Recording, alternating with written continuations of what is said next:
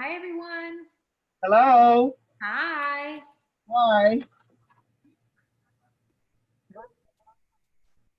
All right, we'll give everyone a few minutes and then we'll just a minute or two. I know everybody's busy.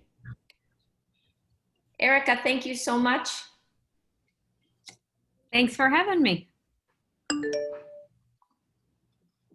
Okay, make sure I admit all. You scrubbed last night, dude? Okay. Okay, I'm going to ask everyone to please put yourself on mute so we don't get any feedback. I appreciate you all being on this call. I know how busy we are. Either you started or you're about to cross that starting gate. So I appreciate you being on the call. All righty. Okay, let's get started. Welcome everyone to our principals chat session.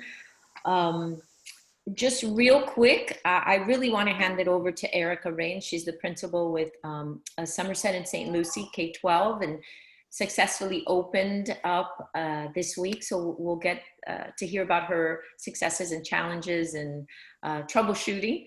But before we do that, I just wanted to give you all a heads up. I'm sure you saw the union's lawsuit against the emergency order in the Department of Education.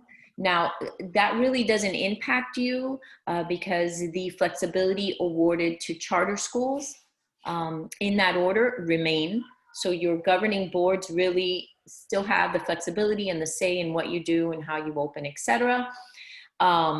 What it does change is that whether in person or remote, the FTE will be the same. Okay, there was some talk about in person being a little more, but now it's equal. But we'll see. The state appealed, so we'll see what happens with that in the coming days. Does anyone have a question about that lawsuit? Nope. Okay, well then I'm going to turn it over to Erika. Erika is, if you haven't followed what's happened in St. Lucie, she really has been, even before she joined the Somerset Network, she really took on that district on her own. She's been quite the warrior for the charter school movement, not just her school and her parents. So she opened up, she's got a K-12, incredibly successful, and it's pretty amazing when I look back on how quickly you did that, Erika. When it was, a few classes and now you've got this amazing program. Would you please share with us what your first week back was like and some successes, challenges, and just some troubleshooting that your amazing team did? I'm handing it over to Erika. Thank you, Lynn. I appreciate that. And I appreciate your organization's support in helping us to get where we are today. We really appreciate that. You guys have been instrumental for us. We actually started back to school on August 10th. If I'm not mistaken, our schools were the first in the state to go back, public schools in the state to go back, if I'm not mistaken. So that puts us in week 3. We came back with 3 different educational models at all of our campuses. I have 3 campuses. There are 3 Somerset campuses in this county. 2 of them I oversee, the other one I used to oversee. We are offering full brick and mortar. We are offering full RLI, the remote live instruction. And we are offering a flex schedule. For us, our flex schedule is a Monday, Wednesday, Friday, or a Tuesday, Thursday option. And then whatever days the kids aren't on campus and they're on RLI. It's been challenging, but it's actually been really good.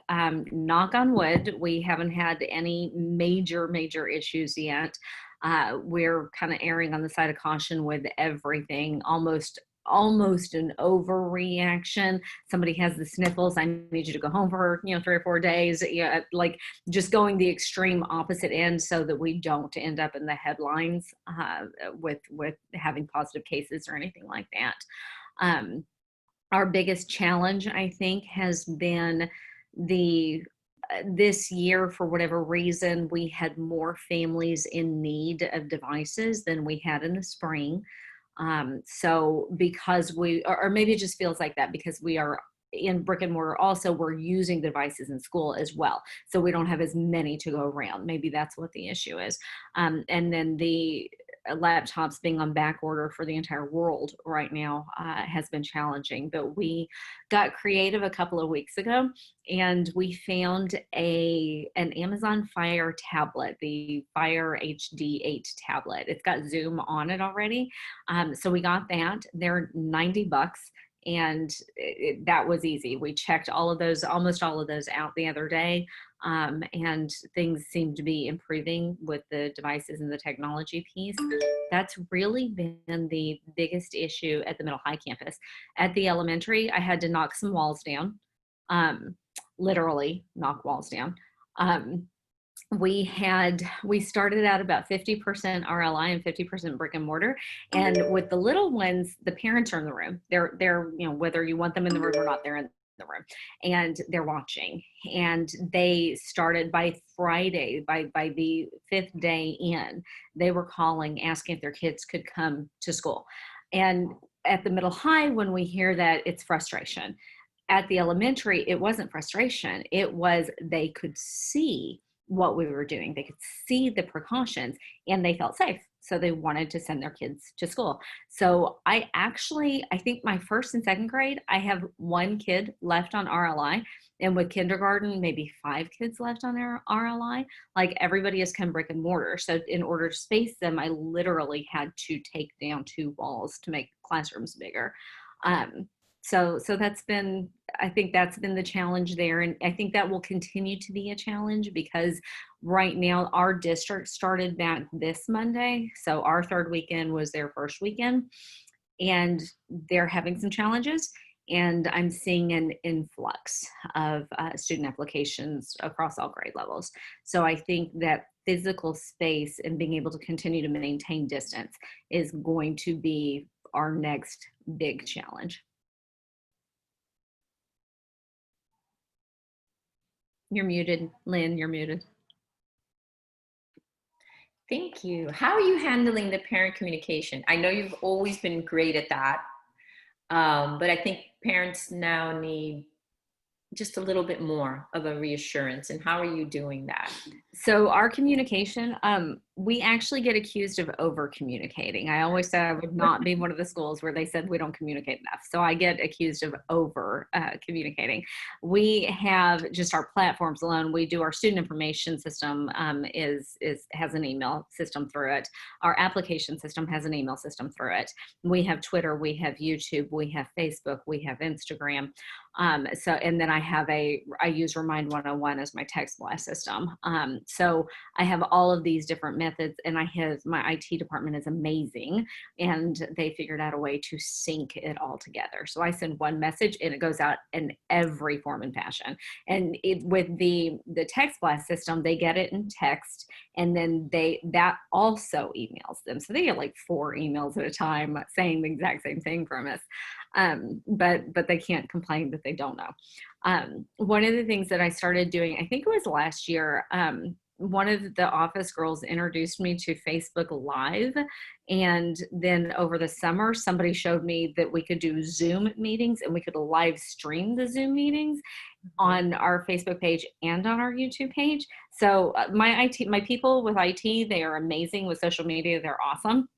So that's what we use. We use that to communicate. I think today we've posted at least 1, if not 2 videos already, and they're just quick.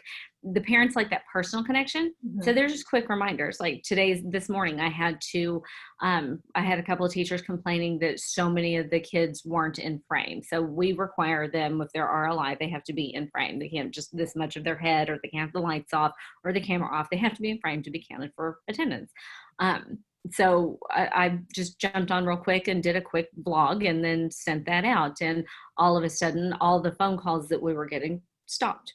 So the communication, there are so many different methods and means and platforms out there to use. It's a matter of finding people on your team that can either use it or show you how to use it. Okay. And that's important because our parents today use all sorts, so you can't just rely on one method of getting them. Okay, so it is overkill, but I think it's important. It stops those calls to the front office. And how about your staff? How's that? Because I know that was a challenge as we were preparing to go back. I'm still short teachers. Okay.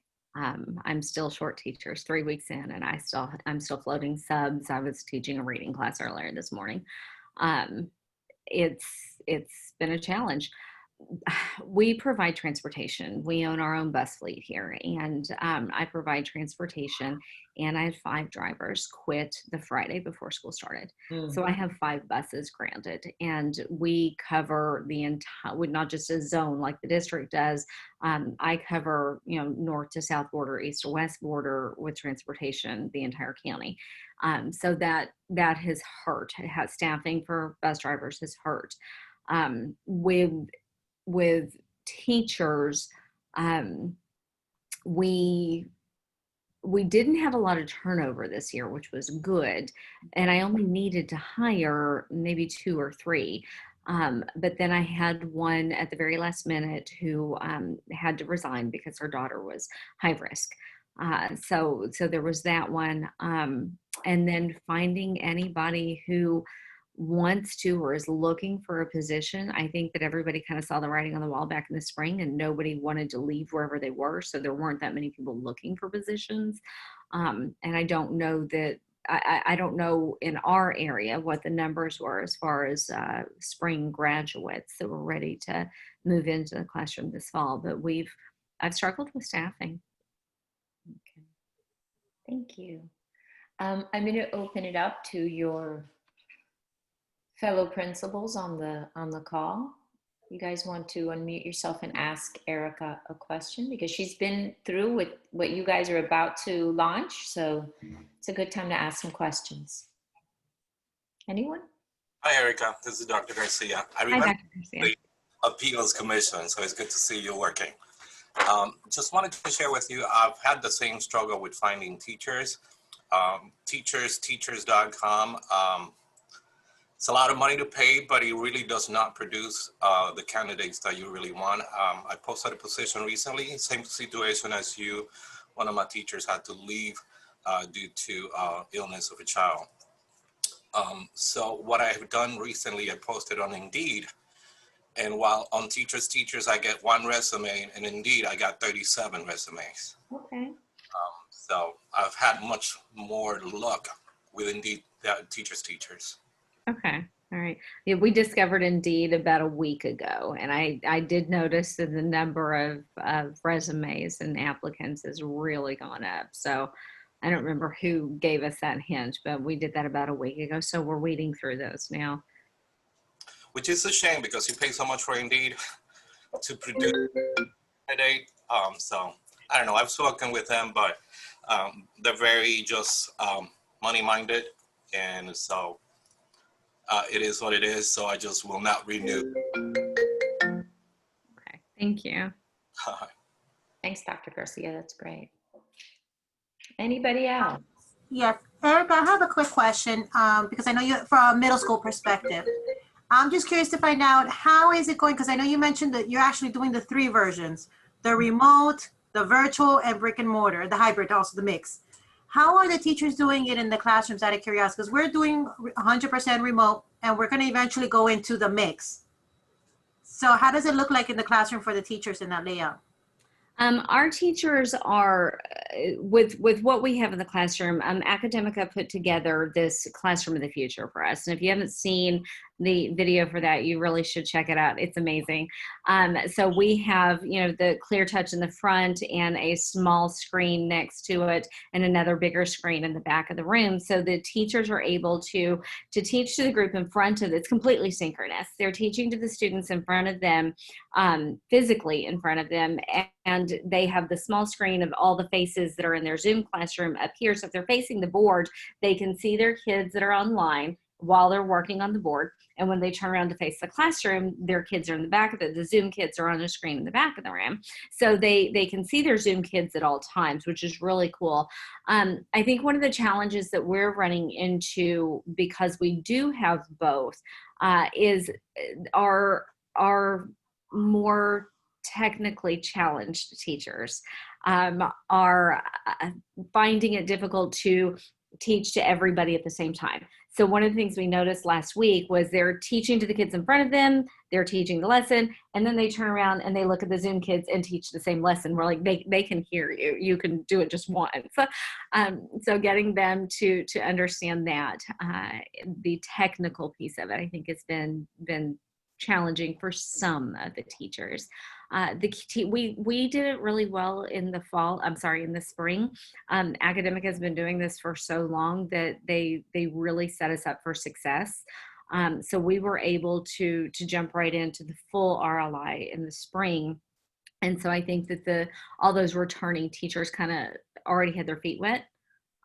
So it hasn't really, again, the technology piece of it is probably the most challenging. The instructional piece really hasn't been. We have a platform that the kids are able to submit their work through. Teachers are able to post their handouts or anything that, if they want to have students read a couple of chapters, they can post those as long as it's not copyrighted. They're able to put that up online as well. So the access to the materials has been not as challenging as we expected it. And do you have, when obviously having the students in the classroom, are you having the students with their face masks the whole time, the teachers with their face masks and the shield? I mean, I know all the CDC recommendations and everything there. So like I said, we kind of go over the top with our safety and security and health measures, just because I'd rather be safe than sorry. So we have, every morning, we have 3 gates onto our campus, a bus loop gate, a cafeteria gate, and a front gate. I've closed all the gates except for one. And we stand blocking the gates in the mornings. And as the kids come in, we screen them as every single child. And my enrollment's around 1,200 on the middle high campus. Physically somewhere between 5 and 7 any given day. So we physically stand there and screen every child, asking them for symptoms or exposure and their temperature check. And then we have somebody who's right there at the gate who makes them sanitize as they're coming in. And then of course we have the sanitizing stations all over the walls, all over the classrooms in the entire school. Are in the classroom where there is, anywhere from, I think I have a pre-algebra class with 1 child in the room. I feel sorry for her. But then I have some elective classes that have 21 kids in the room physically. So we had to get creative with making sure that the classes that we knew that would be heavier had the bigger rooms. So we had some musical rooms this summer getting ready. We do require the students to have masks on at all times. They're not allowed to enter the gates in the morning without their mask on. Same thing for employees. If we're in our classrooms alone or in our office alone, I'm alone right now, but I've got and so that I don't lose it, I have my little straps right there. So, but it's hard for me to talk and hard for me to breathe. So I took it off. But we do require all the employees and all of the students to wear masks or shields. Now, all of the students on the middle high campus wear masks. Some of the employees use the shields as opposed to the mask. At the elementary campus, a lot of the kinder kids and the preschool kids prefer the shield over the mask. But we do require that we distance as much as possible in the classroom. So if there's a classroom of 4 kids, they're in 4 different corners. If there's a classroom of 20 kids, that's just not possible. So we do our best with it. Cafeteria and lunch, bleachers, things like that, we have marked the spots with blue painter's tape because it doesn't damage. So we mark the spots and we tell the kids if there's tape there, you can sit there. If there's not tape there, you can't sit there. That's, your bags can sit there.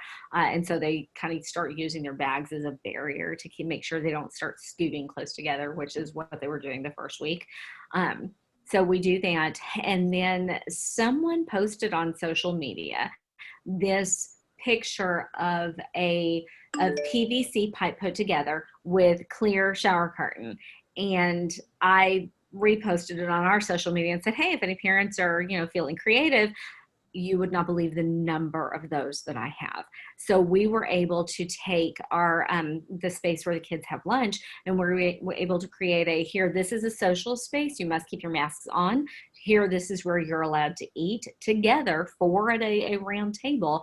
And you can take your mask off to eat because we put the barriers there. So we have all these barriers all over campus, in the cafeteria, out on the spill out, in the classrooms, that allow the kids to be next to each other with this PVC pipe that costs next to nothing, and visqueen or saran wrap or clear shower curtains from the dollar store duct taped to the PVC pipe.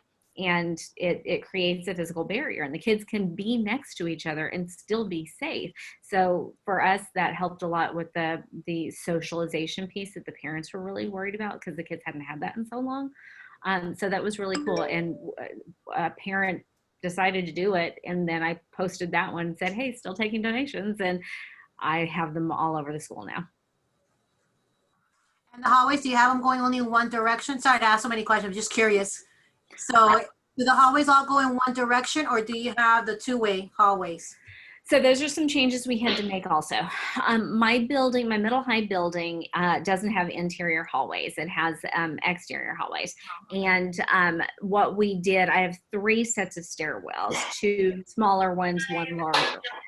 So what we did was made the north stairwell and the tower up only, and the south stairwell, which is larger one, down only. We also changed the bell schedule just a little bit. We have 5 minutes between classes. I know a lot of the schools are saying, okay, we're keeping them and making the teachers float. That doesn't work at the middle high level when they take multiple classes. So, right. So we, what we did was we changed the bell schedule just a touch. We still kept the 5 minutes between because they didn't want to lose instructional time, but we added another bell. So when that first bell rings, if you are changing classes to go to another class on the same floor, so if you're upstairs going to an upstairs classroom, you move on the first bell. On the second bell, if you are going downstairs or upstairs, if you're changing floors, you move on the second bell. So by the second bell, everybody has moved where they need to be. Third bell means you're in your seats. So we changed that. The direction of the hallways, we did put the tape on them and kind of like spread them. Like if you're against the wall, you should be going this way. If you're against the field, you should be going that way. Herding kittens is what that's like. So I've kind of just thrown my hands up. As long as they've got their masks on, I'm kind of limiting the number in the hallway by changing that bell schedule, because getting them to pay attention to those arrows on the ground, it was futile and not a fight I wanted to fight. Thank you. Thank you. Does anyone have? And then, sorry, Lynn. No, Last go question, ahead. out of curiosity. When you have the kids go, when you have changes of classes, do you have the teachers clean the desk technically because of the next student coming in, or you have the students do it themselves? And that's my last question, I promise, Lynn. No, That's fine.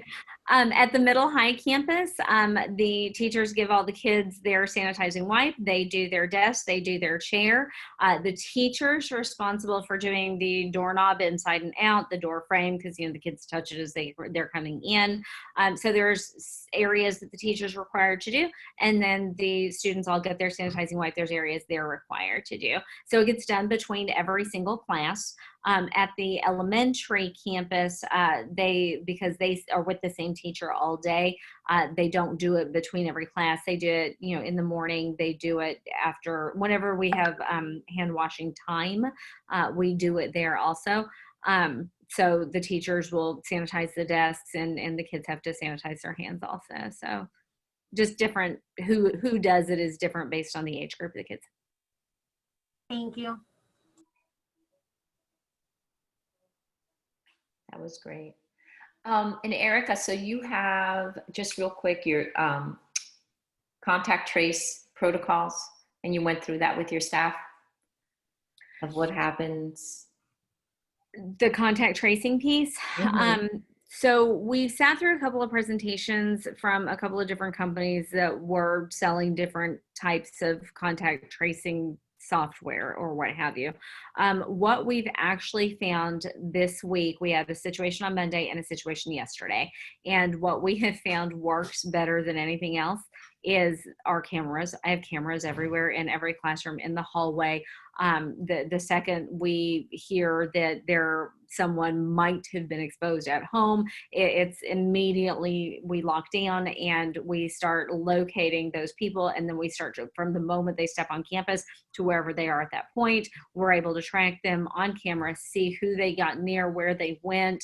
That I know that sounds kind of archaic when you think about the software they have out there, but every one of those presentations we've sat through, there's been something that doesn't work for us. But I like that idea. I didn't think about that. You've got their schedule and then you have your cameras. Mhm. That's great. Anybody else have a contact trace system they'd like to share with us? No, but thank you, Erika, for that tip. Love that. Okay. Then I wanted to share a couple of things, just for the benefit of everybody. So this year, at my school, we use Chromebooks, and we have been using Chromebooks for a long time. But I came across a LAN school, and I'm sure some of you are familiar with it. It's a platform where you monitor the Chromebooks, and basically the teacher can see all of the Chromebooks that are connected to her class at that moment. If a student doesn't share his Chromebook, basically his Chromebook is locked. So through that portal, you actually see everything that the student is doing on the Chromebook. So even if we do an assessment, the teacher can see exactly what the student is doing. So if they divert to a different website, the teacher can send a message to the student, hey, you need to get off that site, or they can just block it. If a teacher wants to share a YouTube link, she can do so by sending it to all the Chromebooks at the same time instead of the kids looking for the link. It's an incredible system. We only pay like $1,400 for it. And I highly recommend it as being extremely valuable for us. Another thing that I'm doing, instead of students switching classes, I have teachers switching classes. So I bought a cart for the teacher. They have the Chromebook on it and all the different materials they need. So when it comes time to switch, only the teacher switches, and they only have to clean up their desk or the desk from the other teacher and so on. So in that way, we keep all the kids within the same cohort that they're part of and not mixing with other classes. Dr. Garcia, with the LAN school, I know that we actually have that. Does that works off-site? That works on the devices that the students take home? Yeah, it does, which is amazing. And that's the part that we love the most, because once you start your class and you connect the students, again, teacher sends a message, the student get a message that they need to connect with LAN school, otherwise their devices get locked. So that is great to know. Thank you. I had no idea. Oh yes, even with the students that are online, it works perfectly.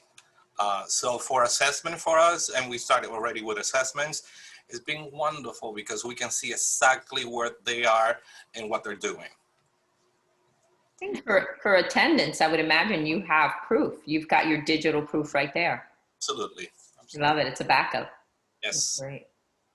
I will get the information that we talked about today, and I will share with everyone on the call, including everybody's contact information, because, you know, my goal with having these meetings is to connect you all, not just through the Alliance, but yourselves, because you all are in the same boat. So you can have a group that you can reach out to if you need help. Thank you, Dr. Garcia. Does anybody else have something they'd like to share with the group? Dr. Rizal, you're very quiet today. I can't believe it. You're usually the first one that speaks up. How are you doing? Let me see. Do I need to unmute you?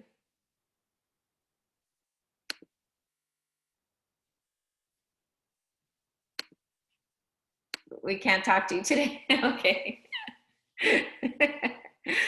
All right. Well, we have a guest today. It's Debbie from Excel in Ed. Debbie, I don't know if you just want to wave to everyone. She works with the foundation that was started by Jeb Bush. And her and I spoke earlier today about school openings and some of the legislative priorities they're working on that will impact charters. So Debbie's on the call. I don't know, Debbie, if you just want to say hi and tell us what you're working on, or kind of Well, I'm so excited. Thank you, Lynn, for even allowing me to be here. And I'm just listening, and I'm just, I just love hearing all the innovation, and which is exactly, you know, our thought is what charters do. You know, you're able to really think outside the box and do things that our district-run schools sometimes just can't seem to do.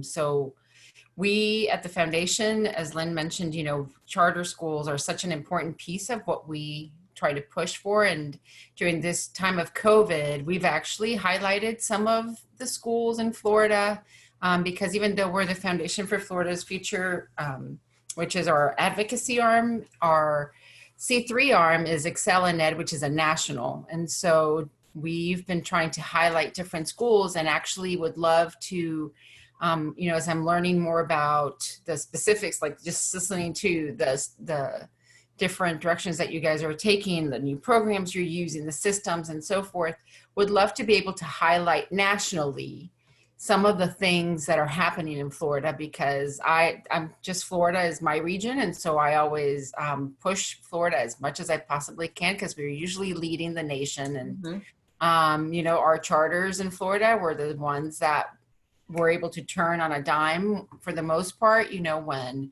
COVID hit. And so just very grateful to have so many amazing schools around the state. I live in Leon County, where we are very challenged. And I feel for our poor charters, I think we have I think now we have 4. right. And our wait list in here was, for a while there was like 3,000, and the board here would never approve them. It's just fantastic. So I'm personally very grateful to you guys, and just want to be a resource as well, because again, and I'll give Lynn my, well, she has all my information, but I think more than anything is we also have on our website just different things that maybe is of help to you guys. I don't know. I mean, you guys seem to have it all, and, you know, seem to have such a great hold on what's happening, but we have some resources of what some other states may have done, and just to give you ideas. But I know that I love this land school thing and some of these other ideas on how you're even handling the barriers. I had seen that on Facebook and wondered, did anybody really do that? So, you know, apparently you have, so that's like fantastic. But we would like to highlight some of your schools. So, you know, if you have any interest, or you think you have a great story or something that we could do a blog on, or maybe on Facebook, be able to post out, look what they're doing, you know, would love to talk to you. So Lynn, if you wouldn't mind sharing my information, and maybe Cassie is my colleague, she's off today, but she's basically our partner parent engagement. And so we're always trying to look for new ways that we can highlight the value of our charters, and try to be the voice, you know, in conjunction and working together with Lynn and the Alliance, to just silence those naysayers that stay with the same old myths that we know are unfortunately scare tactics at times. So we just want to make sure that we do whatever we can to support you.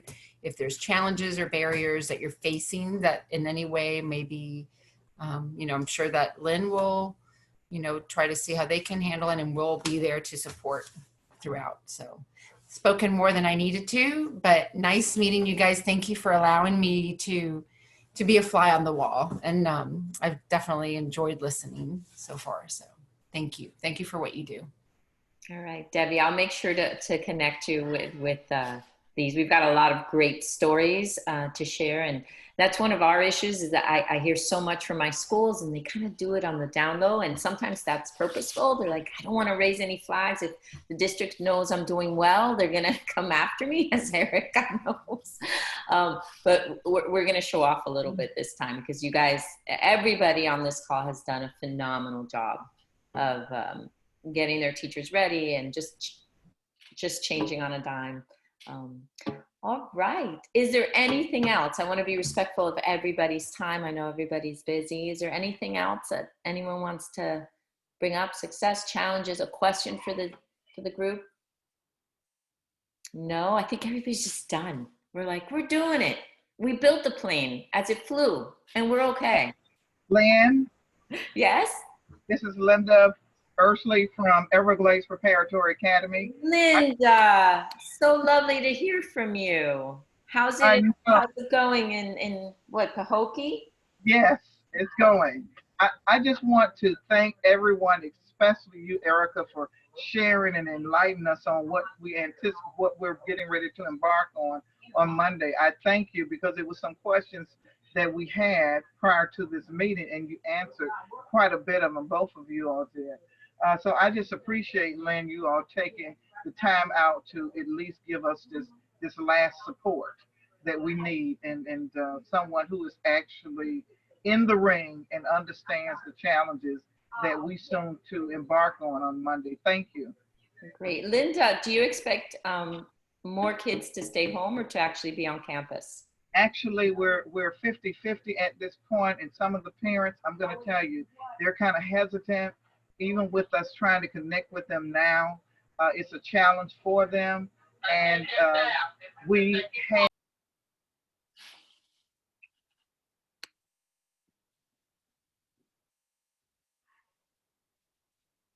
Okay, Linda, we lost you.